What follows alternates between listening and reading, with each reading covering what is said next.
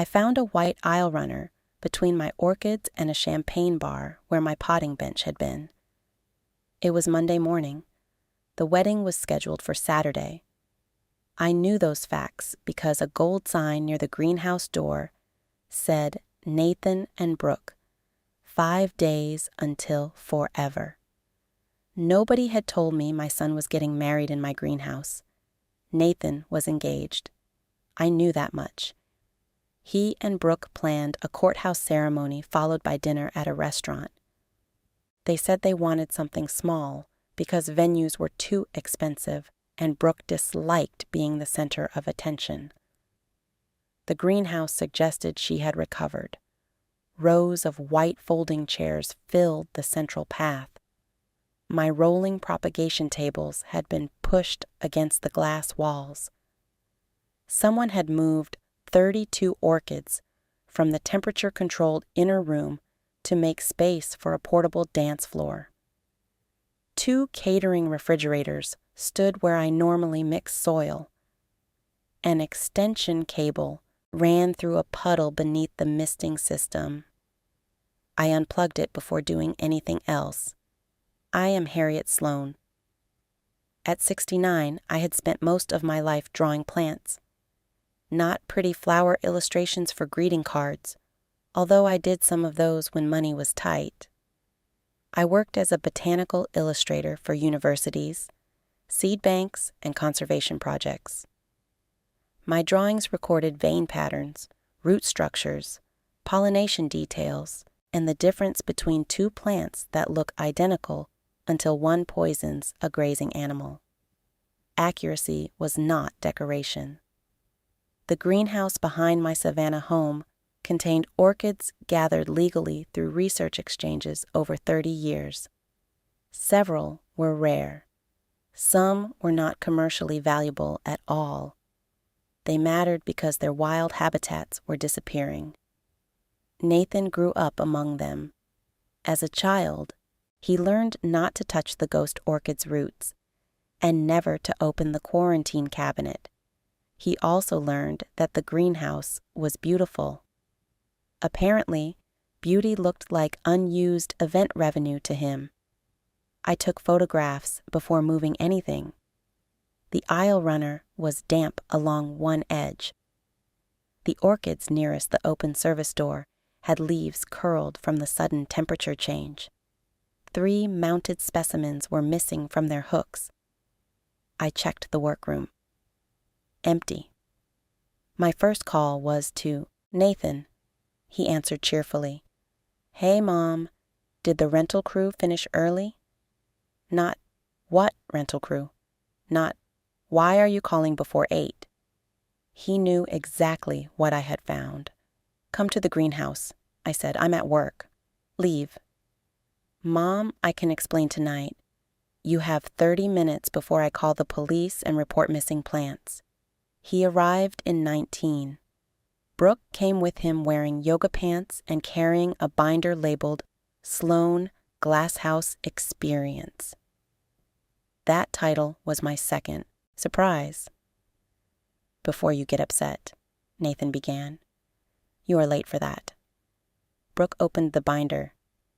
"We were going to show you the complete plan today." 5 days before forever? She looked at the gold sign. The decorator wasn't supposed to install that yet. The problem, in her mind, was scheduling. I asked where the missing orchids were. Nathan said the florist moved them to a shaded storage trailer because they did not fit the color palette. I walked past him. The trailer stood at the end of my gravel drive. Inside, the temperature was already 84 degrees. The 3 mounted orchids lay flat on a metal shelf. One had a broken flower spike. I carried them back myself. Nathan offered to help. I told him not to touch anything. In the inner room, I misted the roots and checked the mounts. Only after the plants were safe did I sit with them at the work table. Brooke placed the binder between us. The wedding was not small. 140 guests had been invited. The ceremony package included valet parking, dinner, dancing, a live band, and a midnight sparkler exit. The greenhouse did not have an event permit. It had one narrow public door, one service door, uneven stone paths, no accessible restroom, and an electrical system designed for fans and grow lights rather than a band, refrigerators, catering ovens, and decorative lighting. The maximum safe occupancy for research tours was 40. Nathan knew that. "We hired professionals," he said. "Professionals do not make a building legal by arriving with chairs." Brooke slid a contract toward me. Sloan Glasshouse Experience was listed as the venue. Nathan had signed as property manager. The package price was $72,000. Guests had not paid tickets, as I first feared. Brooke's parents were paying $30,000. Nathan and Brooke financed $20,000. The remaining $22,000 came from Founders Venue Equity. That phrase meant they valued the use of my property and entered it as their contribution, without asking me. "Who is the founder?" I asked. Brooke smiled nervously. "You are. It honors what you created." Honoring usually begins with the person being aware. Nathan leaned forward. "Mom, every normal venue is booked until next year. Brooke's father starts chemotherapy next month. We need to do this now if he is going to walk her down the aisle."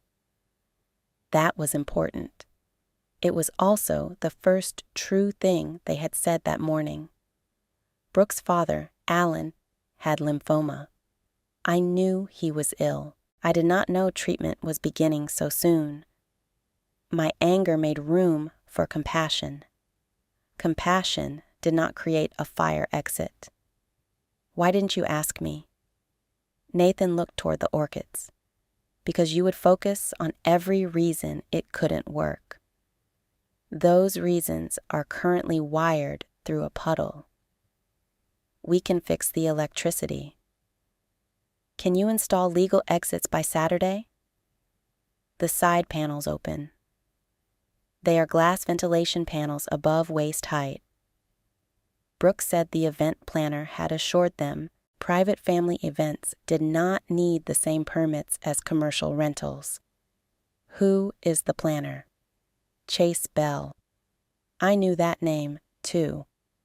Chase organized luxury pop-up dinners in barns, gardens, rooftops, and any other place where photographs could distract from plumbing. 2 years earlier, the city shut down one of his riverfront dinners for blocking emergency access. I told Nathan and Brooke the setup would be removed that day. Brooke gripped the binder. "We have 140 people traveling. Then Chase should begin finding a legal place for them. There isn't one. There may not be the place you advertised." Nathan stood. "You care more about plants than people." He knew that sentence would hurt. For years, people had treated my work as a charming obsession until they wanted something from the greenhouse. Then every orchid became evidence that I valued flowers above family. "I care enough about people not to seat 140 of them in a glass structure with one usable exit," I said. They left angry. The white chairs remained. I called Denise Carter. Denise was Savannah's fire marshal. Her mother, Gwendolyn, had taken my botanical drawing class after retirement and became known for painting magnolia pods with unnecessary drama. Denise visited the greenhouse that afternoon. She counted the chairs. She photographed the exits. She examined the electrical load plan in Brooke's binder. Then she looked at me. "Harriet, if I had discovered this Saturday night, I would evacuate it." "I know. Do they know?" "They know now." Denise issued a written notice prohibiting assembly occupancy until permits, inspections, and upgrades were completed. The notice made me deeply unpopular by sunset. Nathan called his sister. Brooke called her parents. Chase called everybody. Relatives telephoned in shifts. Couldn't we reduce the guest count? Couldn't we keep the doors open? Couldn't people sign waivers? Couldn't the ceremony happen inside and dinner outside? Each question treated safety as a preference I had invented. Denise gave me a sentence to repeat. The building is not approved for assembly, occupancy. I repeated it until people stopped asking me to personally repeal fire behavior. Tuesday morning, 4 days until the wedding, the vendors arrived to remove equipment. The rental company wanted a cancellation fee of $18,000. The caterer had purchased food. The florist had built installations around measurements from my greenhouse. The band had rejected another booking. Chase claimed I had verbally approved the event. He produced an email Nathan sent from an account called harrietsloanglasshouse.com. The message said I was thrilled to host this once-in-a-generation family celebration. The account was not mine. Nathan created it. My name appeared at the bottom above a scanned image of one of my orchid drawings.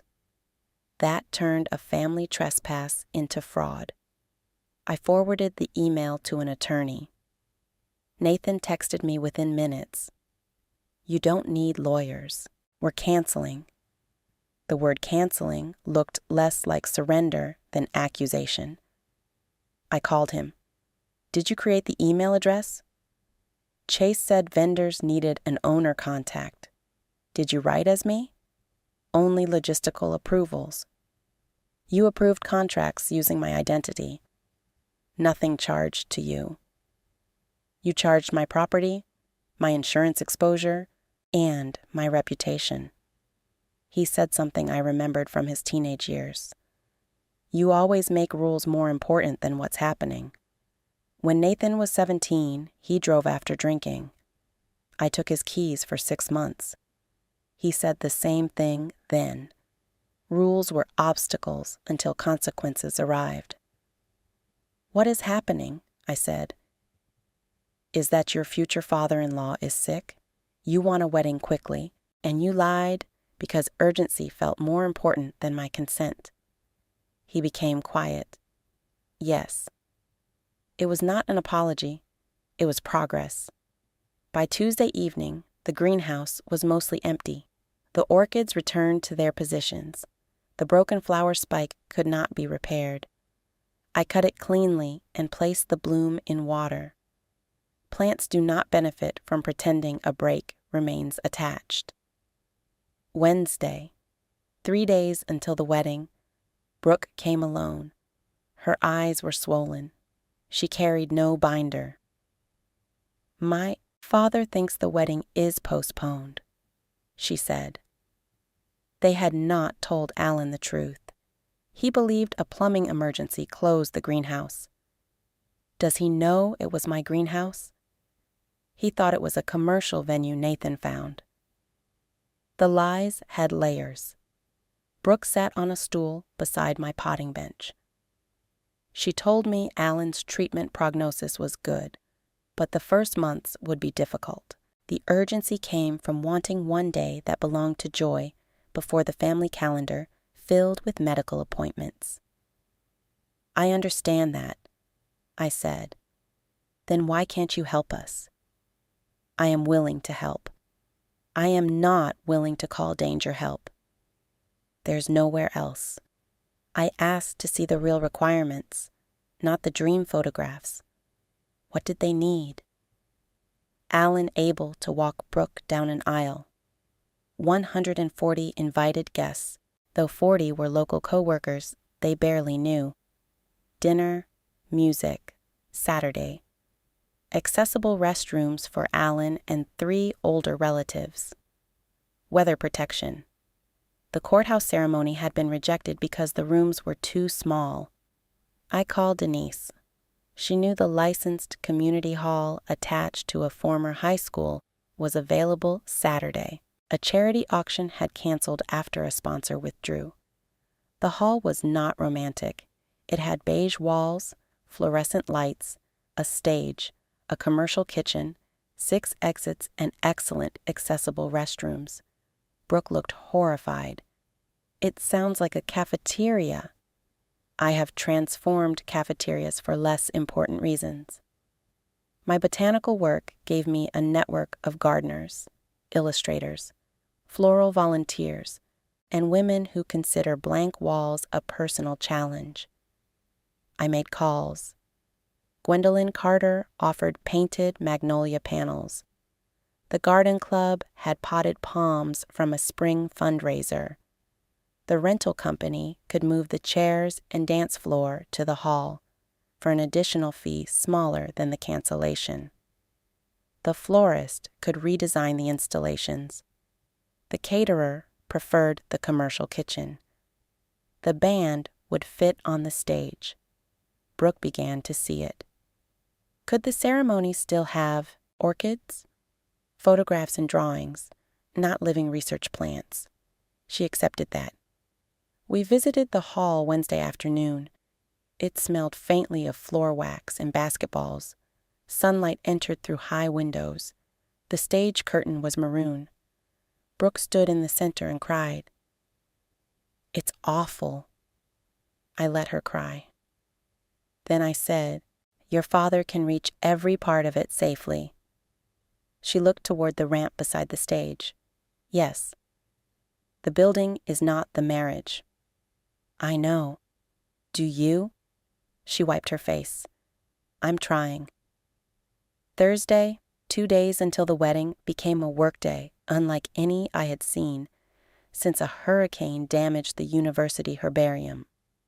Volunteers covered fluorescent fixtures with rented fabric panels that met fire code.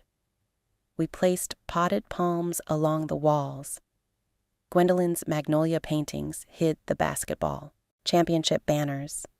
I projected my orchid illustrations behind the stage. The florist used white branches and local greenery instead of fragile imported blooms. The room changed hour by hour. Nathan arrived at noon. He expected to manage the setup. I handed him a copy of the false emails and a written agreement from my attorney. He had to acknowledge that I did not authorize the greenhouse event, accept responsibility for costs, and agree never to use my name or property in a contract again. "You're making me sign this before my wedding?"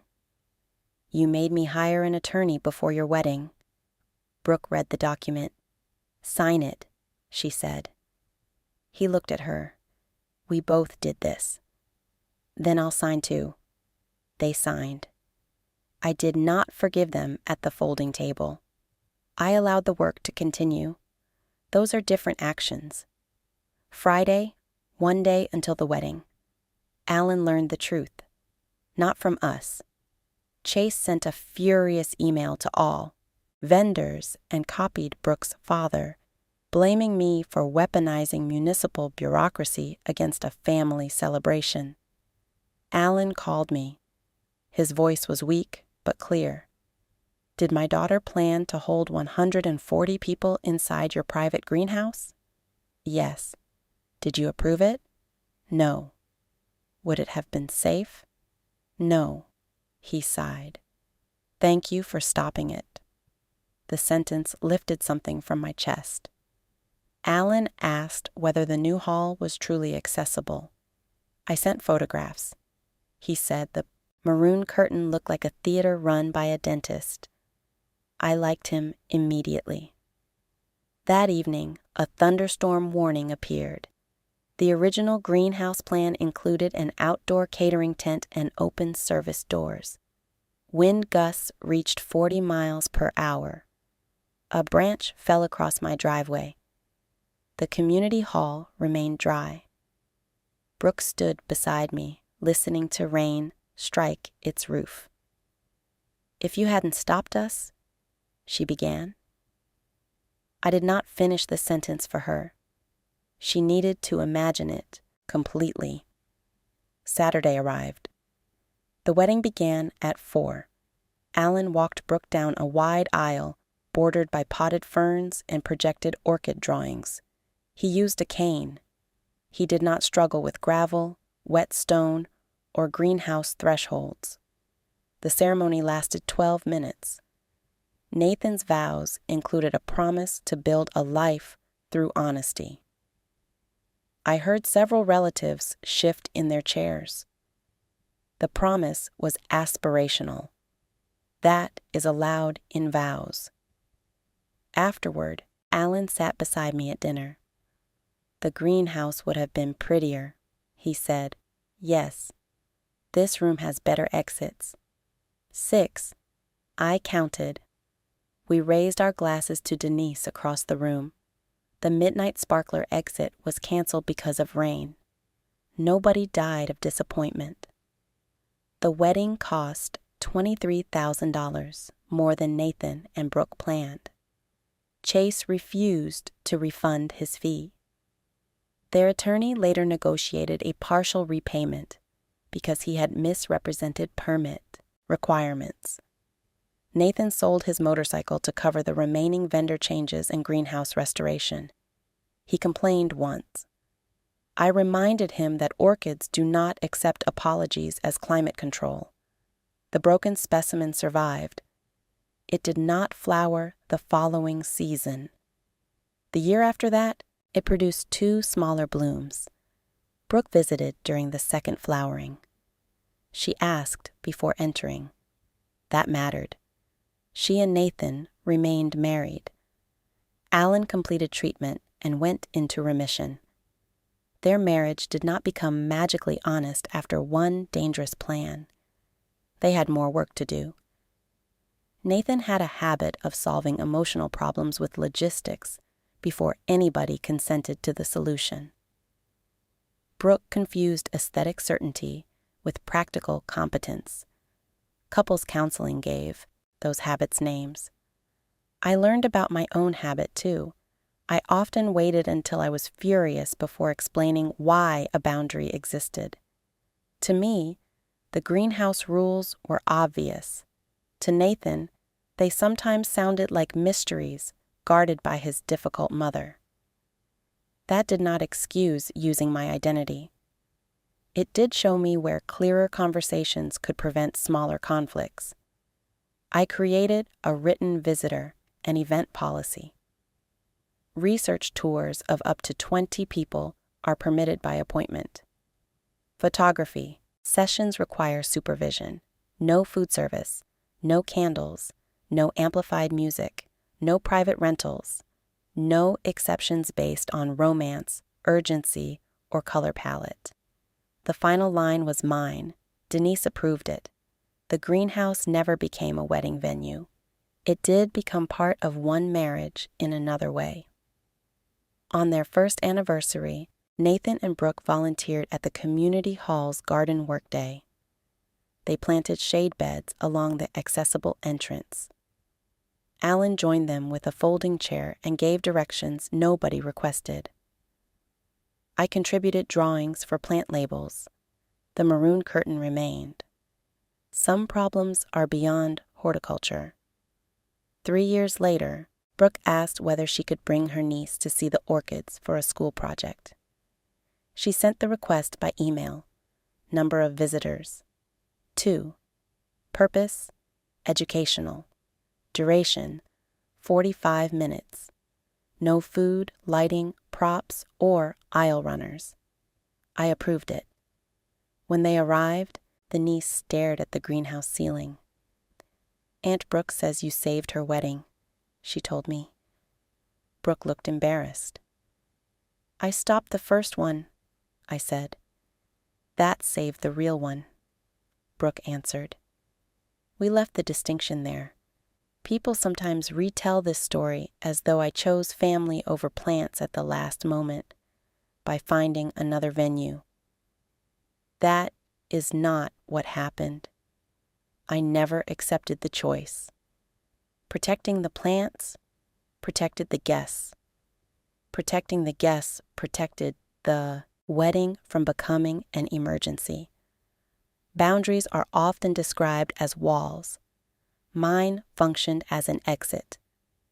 They moved 140 people out of danger and into a room where Alan could walk beside his daughter without fear of stairs, glass, or mud. On the greenhouse door, I still keep Denise's original notice in a clear frame. Prohibited for assembly occupancy. Visitors assume it is an ugly requirement. I think it is beautiful. It tells the truth before anyone carries in the chairs. The city's investigation continued after the wedding. Denise could not ignore the false owner email or the electrical work simply because we moved the event. The decorator had hired an unlicensed subcontractor to add outlets beneath the propagation tables. He drilled through a moisture barrier and tied into a circuit serving the ventilation fans.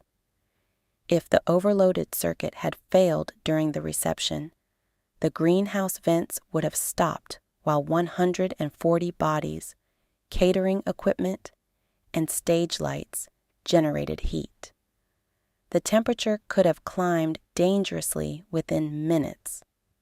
That fact finally reached Nathan in a way my warnings did not. Denise showed him the scorched connector removed from beneath the floor channel. It had already begun heating, she said. Nathan held the blackened piece in his palm, but nothing was turned on yet. 2 refrigerators and decorative lights were running. Imagine the band, ovens, and full guest load. He looked toward me. I did not say I told you so. The connector said it more accurately. The city fined Chase and the electrical subcontractor. Nathan was not charged because the event never occurred, but the false email became part of the administrative record. My attorney insisted on that. I wanted a future insurer, vendor, or official to know that I had not approved the setup. Nathan initially called the record humiliating. It is factual, I said. People will think I'm reckless. You were reckless. I stopped. You were stopped. Those 2 words ended the conversation. 6 months later, he brought up the distinction himself in counseling. He said admitting he was stopped felt harder than admitting a plan failed because it removed the heroic version in which he corrected himself. That insight mattered more than any apology delivered while consequences were fresh. The greenhouse restoration took 11 weeks. We replaced damaged wiring, repaired the moisture barrier, and installed a monitored temperature alarm. Nathan paid the invoices directly. I did not accept cash handed to me with no documentation. Every payment had an amount, a purpose, and a receipt. The process embarrassed him. It also prevented later arguments about what he had already made up for. Brooke helped with physical work once the research horticulturist approved her presence. She sterilized benches, washed pots, and copied plant labels. At first, she treated each task like a sentence imposed by a court. Then she became interested in one orchid with pale green flowers that smelled like cloves after sunset. "Why does it wait until night?" she asked. "Its pollinators are active then." "So, the flower changes for the guest?" "It signals when the right guest is present." She smiled. "That sounds like wedding language." "Do not put it on merchandise." She laughed. That small exchange was the first moment we shared without the canceled venue standing between us. Over time, Brooke learned enough to volunteer during school tours. She never handled the rare specimens, and she did not ask to. Her niece's project eventually became a prize-winning presentation on night pollination. The child credited me, the university database, and her Aunt Brooke. Brooke showed me the bibliography before the competition. Permission and credit had become habits instead of obstacles. Alan's illness shaped the years that followed. Remission lasted 18 months.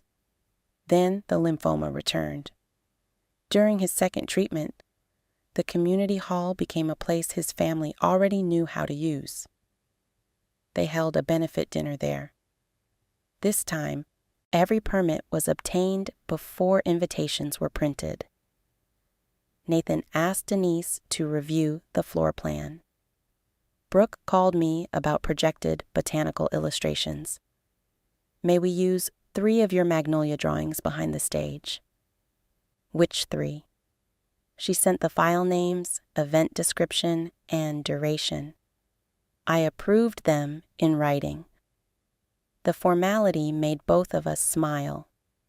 At the benefit, Alan tapped the accessible ramp with his cane. "Best thing about this place," he said. The event raised enough money to cover travel and lodging during treatment. No expensive aesthetic could have made the room more useful. Alan died 2 years later. His funeral was held in a church, not the community hall or my greenhouse. Brooke placed one projected image near the entrance, the pale green night-blooming orchid she had learned about while repairing benches. She asked first. I attended as family. Nobody assigned me a task. After the service, Brooke said her father always remembered that I moved the wedding rather than simply canceling it. He said you gave us the day we actually needed instead of the day we had designed. I thought about that for a long time. At the time, I did not feel generous. I felt cornered, furious, and responsible for preventing harm created by other adults. Generosity sometimes emerges from an action whose emotion is not generous at all. That does not erase the violation that made the action necessary. It does mean a bad beginning does not control every later meaning. Nathan and Brooke eventually bought a home with a large backyard. For their 5th anniversary, they planned a dinner for 20 friends. Nathan called me 2 months ahead. "We're renting a tent," he said. I checked zoning, occupancy, electrical requirements, and weather backup. "Can I send you the plan?" "Why are you sending it to me?" "Because I want you to know I learned." I read it. The plan was careful. I did not correct anything. At the dinner, a thunderstorm developed 15 miles away. Nathan moved everyone indoors before the first gust. One guest complained that the garden photographs would be ruined. Nathan said, "Photographs do not outrank weather." I looked at Brooke. She winked. The phrase later appeared on a small sign in their kitchen. Not merchandise, just a reminder. My greenhouse is quieter now. I reduced the research collection and transferred several rare specimens to a university conservatory with better long-term funding. That decision was mine. Nobody called it retirement before I did. I kept the plants connected to my illustrations and the species I can responsibly maintain. The extra space did not become an event room. I installed a wider work table and created a supervised drawing area for students. The first group included 6 teenagers who had never looked closely at a root before. One asked why I framed a fire notice beside botanical prints. I told them both were acts of observation. A botanical drawing says, "This leaf has these veins. This flower has these parts. This species differs from another in ways that matter." A fire notice says, "This building has these exits. this wiring, this capacity, and no amount of wishing changes them. Accuracy can look negative when it interrupts a beautiful plan. It is often the condition that lets beauty continue safely. The students drew the recovered orchid. Its new flower spike curved away from the old break. Plants do not restore the exact shape they had before damage. They grow from what remains viable. Families can do that too, but only after the break is cut cleanly, the conditions are corrected. And nobody insists the scar should be hidden beneath an aisle runner. When I lock the greenhouse each evening, I check the alarm panel, ventilation reading, and service door. Then I look once at the frame notice. It does not remind me of a wedding I ruined. It reminds me of 140 people who danced safely beneath an ugly maroon curtain while rain struck a roof designed to hold them. That is a beautiful structure.